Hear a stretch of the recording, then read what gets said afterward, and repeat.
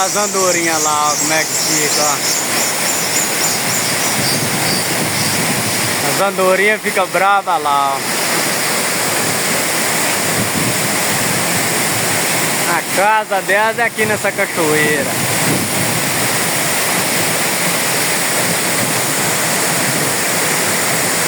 Esse lugar é diferenciado de bonito, graças a Deus, né?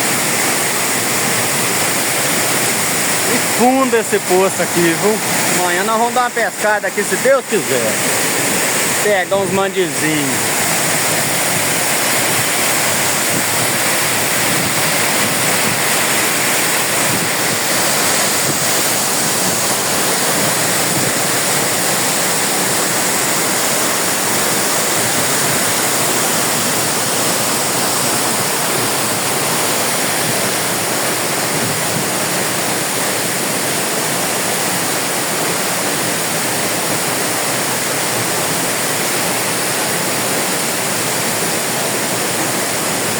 Bora pra frente, galera.